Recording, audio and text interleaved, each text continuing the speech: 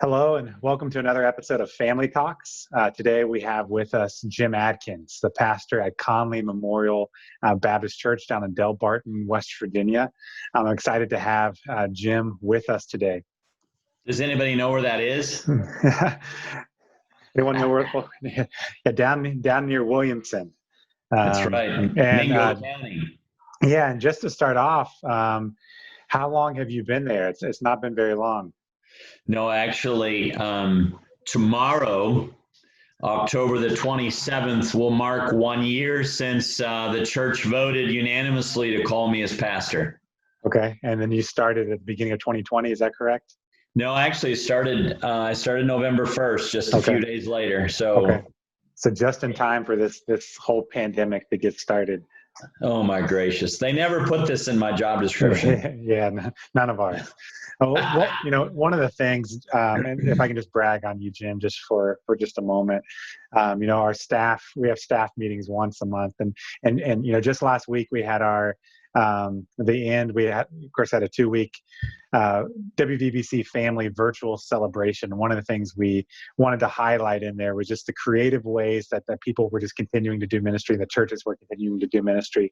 And we had discussed just doing a whole highlight reel of you and of the folks at Conley Memorial, and just the way that you guys have continued to do ministry, because it's just been fun to watch. But for this particular interview, I wanted to title it Facebook, pickup trucks, and chickens. Creative tools for ministry, because in many ways, even this year, you have used each of those things to reach people with the gospel. And so, taking them a little bit out of order, let's start with pickup trucks. There were a lot of videos that surfaced, a lot of pictures that surfaced of you, preaching out of the back of your pickup truck once all of this started. Share a little bit about how that came about, and maybe just even some of the fruit from doing that. Yeah. Well, I had started a series at the beginning of the year in the book of Ephesians, and of course, I believe the last time we were, right before COVID, right when COVID hit, we were in our building on the 15th of March, and then sorry, I am turning off my phone there. Sorry about that, but. I believe we met between the 15th of March and Sunday, the 22nd of March, and we were just like, what in the world do we do next? So I'm not exactly sure how it came to be. It might have been me, might have been somebody in the congregation and leadership, but we just had this idea of me preaching out of the back of my truck. Conley is right downtown Del Barton. And now you won't think of Del Barton as metropolitan downtown Charleston, but our church is, in my opinion, it's in a strategic place right in the middle of town. And of course, Del Barton's gone through a lot of hard times with coal, with the coal industry declining drastically, but you still have a lot of houses and a lot of there's quite a few people that live around our church. And so we just, I just started preaching, and I took a break from Ephesians, and I just did a number of things that were a little bit more community oriented, but I was always, I kept using my Bible and kept preaching from the Word. And actually I preached for 10 solid Sundays. 10 weeks through, I think, either the 3rd or 4th week of May. And every week I was out there. And traffic, actually, the way people parked is I pulled my truck into the front of the church, and it hung out in the road just a little bit. And people parked on the other side and on both sides of the street. And people were just driving. They'd drive by, and some would stop and kind of like, oh, we don't want to interrupt the church service. But there were times when somebody would drive through and I'd stop them, or they'd roll their window down and have a chance to minister to them and pray with them. But it drew in people that we would have never reached in our building. Yeah. And so actually, now that we are back in our building, we have people who are now regulars and a part of Conley as a result of doing this drive up church services. And I probably was, I was probably a little bit more just charismatic in my personality on the back of my truck, and so it was fun, but it was also extremely exhausting. Yeah. And especially when it started getting closer into May and it was getting hot. And so as far as fruit goes, as I mentioned, we saw, well, even now we have people who are joining the church and who were disconnected, weren't going to church anywhere. And probably the most exciting thing is we've seen, I don't have the exact number, but we've seen several conversions from that out pickup truck preaching. And one of them, two that I can think of specifically, one was on Good Friday night. And the principal of Mingo Central High School, she had come, and obviously God was dealing with her, and I had no idea what he was doing in her life, but she left that Good Friday service outside on the back of my truck, just preaching on the crucifixion of Christ. And she went home and she messaged me and said, I'm ready to give my life to Jesus. And she said, do I need to come to the church? How do I need to wait till we open up the building, or what are we going to do here? And I'm like, no, you can just, it's all about a relationship, and just shared. She'd known the gospel. She just said, I know what I need to do. And so that was on April the 5th. On that Friday night. And then just a couple of weeks after that, another gal, actually she was watching online, but she ended up coming to a drive-in, and she went home. That was on the 16th of April. I can't remember all these dates, but she was another one who, this was April the 10th. So well, somewhere in there. I can't remember how all the dates jive, but this gal messaged me after she left the drive-in service, and she's like, I'm ready to give my life to Jesus. How do I do this? Can somebody give me some instructions? So Melissa and I sat on our front porch and just called her on with my iPhone and a voice, and we just led her to Christ sitting on my front porch and prayed with her. And so her name was Sarah. The other gal, her name was Marcella. And so those are just two stories of literally salvations that were a result of preaching out of the back of the truck. Yeah, that's incredible. And I've also seen several pictures of baptisms as well. Yeah, so several of the baptisms, we said, I offered, do you want to hit a river during COVID, or we want to wait till we get back in the building. So I think we went back in the building on the 31st of May, and we did a baptism, and our deacons just said, we better just do one baptism at a time for several weeks in a row, because if we do multiple baptisms, then we got social distancing issues. But that didn't change anything. Like on June the 7th, we were 107 people in our sanctuary, which hadn't had 107 since, Johnny Cash was here doing the concert.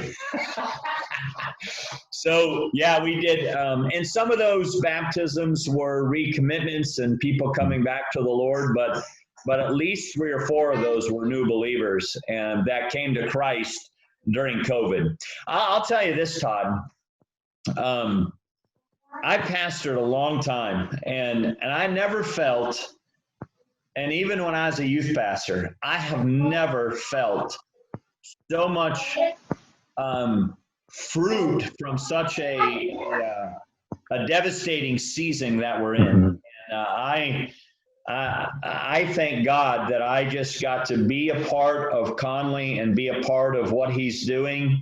But it's been one of the most fruitful seasons that I've ever seen in my 30 years of being involved in local church ministry. Yeah. So I'm incredibly thankful. And I also confess that I told our people Sunday I'm preaching through the fruit of the Spirit, and I was teaching on patience, and I'm like, you guys, you're so patient with me. I said, I'm like, I have no idea. No one knows how to pastor during COVID. Yeah, yeah, absolutely.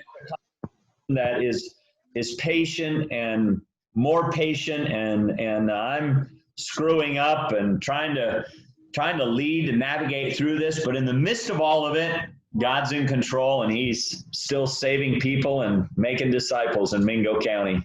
Yeah, and you know, again, we're seeing that statewide, nationwide, worldwide. You know, one of the things that it'll be interesting to see if I know when churches begin to send in their statistics for the end of this year, you know, just from a high level observation, it seems like baptisms are up, you know, conversions are up statewide in many churches. And so it's just been exciting to see just the way that God is opening doors and changing lives through this pandemic.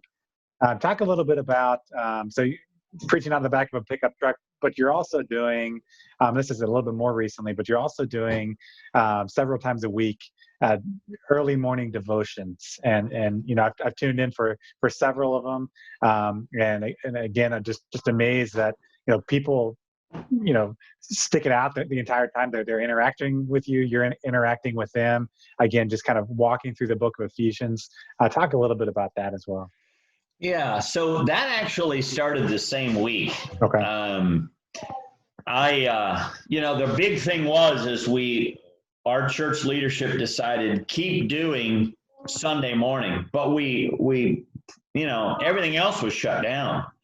Well, in my mind, you know, you can't live the Christian life from being in fellowship and living out Acts chapter 2 and being the body of Christ, and then all of a sudden stop.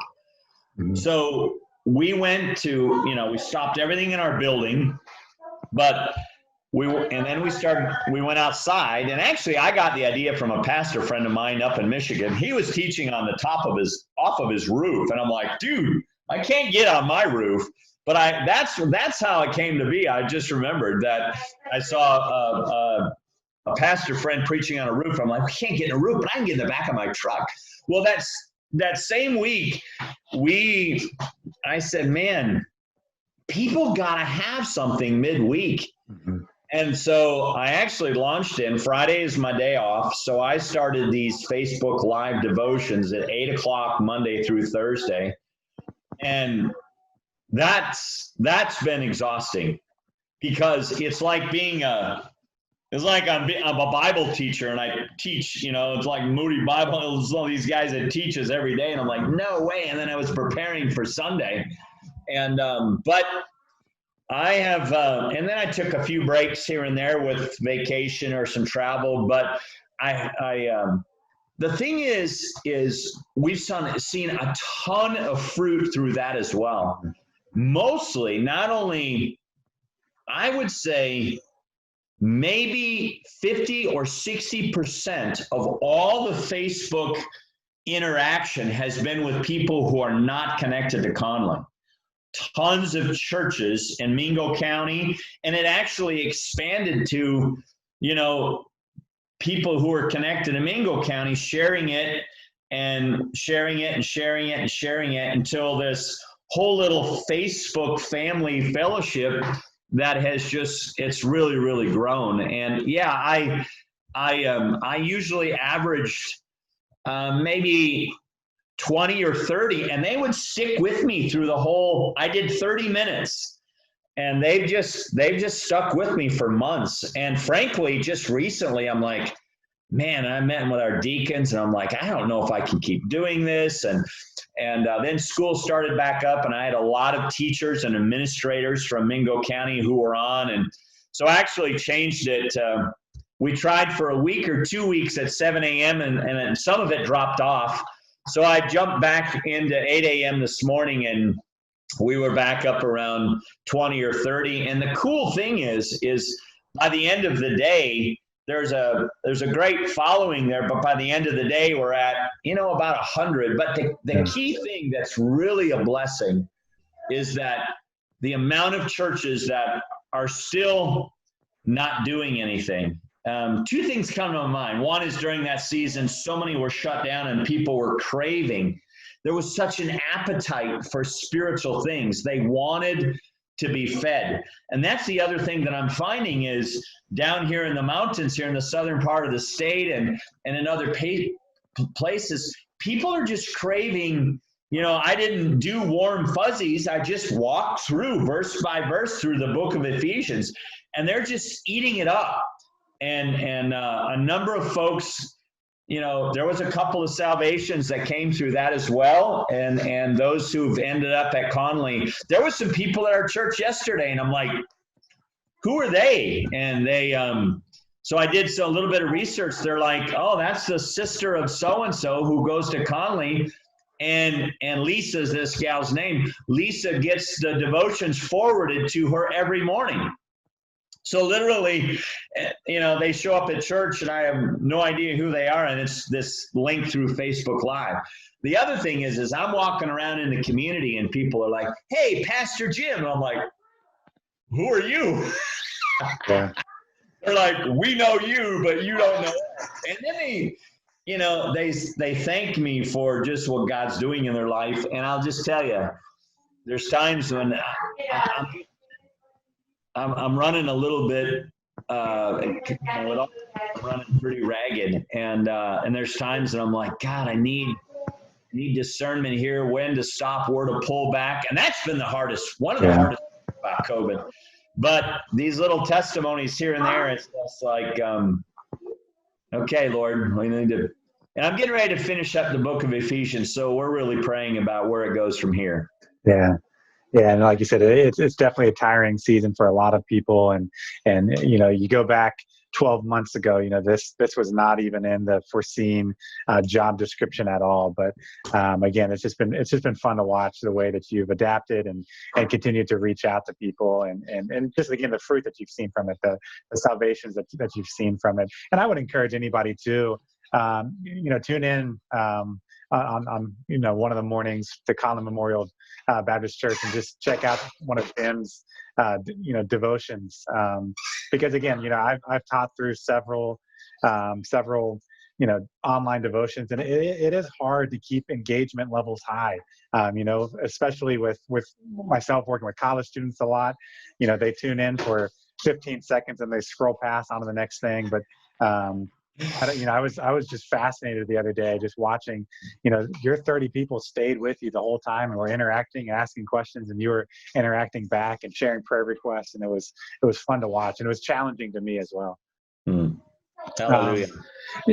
One last thing, that's really kind of saving the best for last, maybe, or the one that you've maybe worked on the longest, is chickens.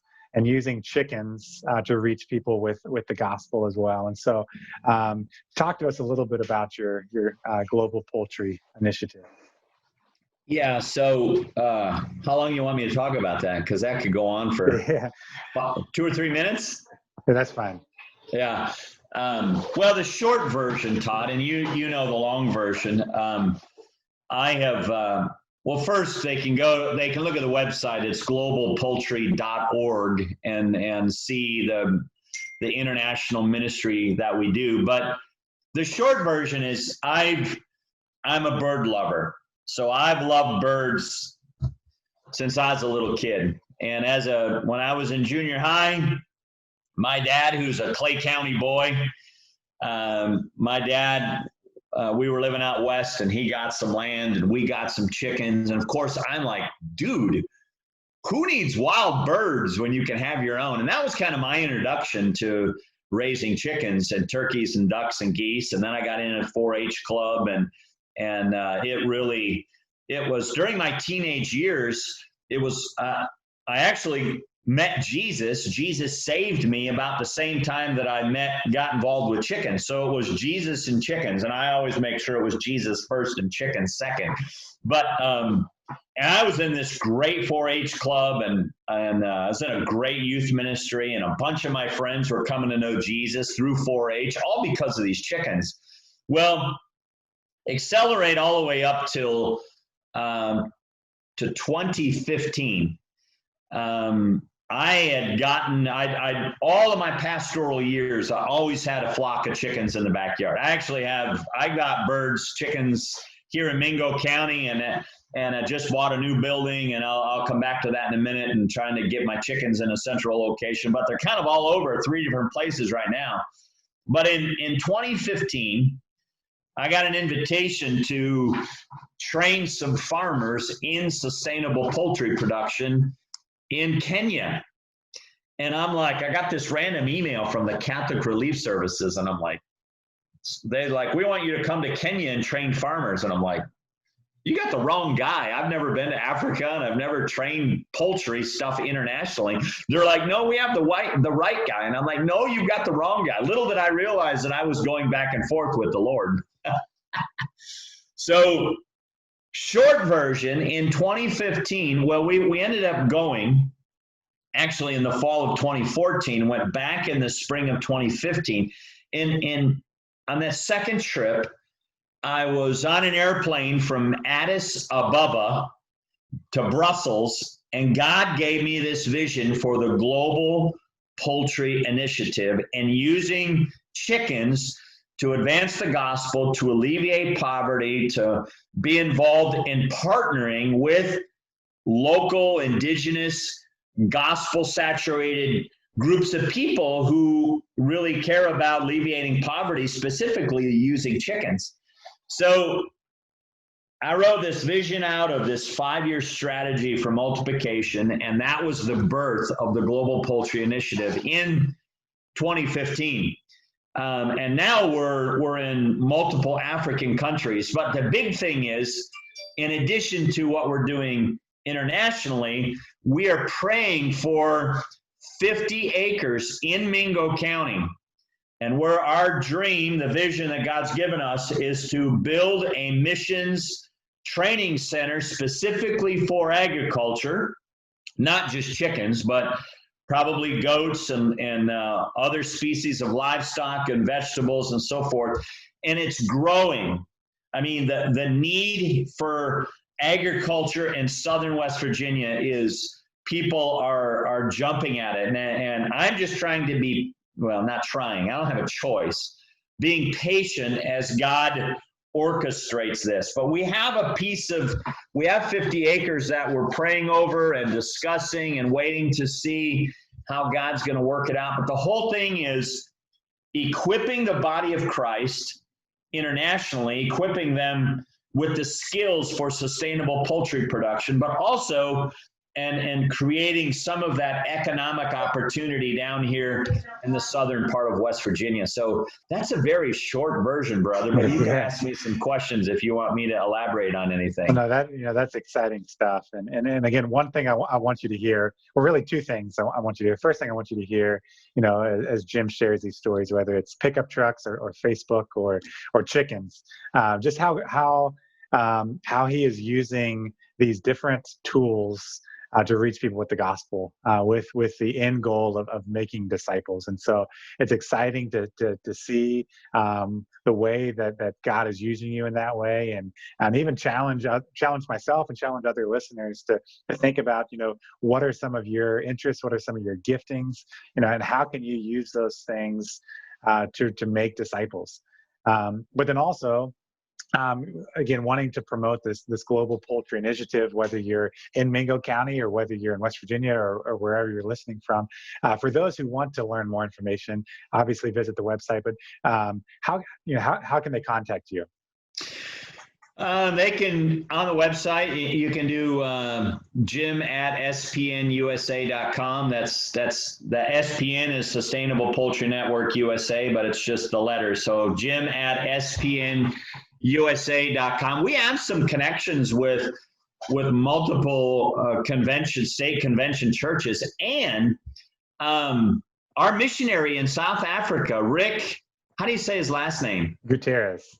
Yeah. We've already been dialoguing, and Lord willing, I'm praying that in 2021 that I'll go visit him and we'll connect and see how we could develop this a little bit further. So there are some West Virginia Baptist Convention connections, and as well as even ABC USA. So I'm really honored how God's expanding that, because I love West Virginia Baptist Convention, and I am so there's just a ton of history over the last 25 years with myself and Rob Ely and Jack Eads. And the first church I ever preached in way back was in a little community called Dill, West Virginia, big Union Baptist church. And so I love the convention, and I'm excited to see how the Global Poultry Initiative can work with the convention to really advance the gospel. Yeah, like I said, exciting things happening. And, just to quote another fellow convention pastor, when this pandemic started, one of the things that he said was, the church is not closed. The church has been deployed. And again, as I think about just the way that you and the folks on at Conley Memorial have just been continuing to do ministry, it's very evident that the church down there is not closed, but has been deployed. And so we praise God for the various individuals who have given their lives to Christ through Facebook, through pickup trucks, through chickens, and through other churches, really throughout the West Virginia Baptist Convention. Yeah. And so again, thanks, Jim, for joining us. Thanks for being a part of the convention family. And for those listening, we look forward to seeing you again next week on Family Talks.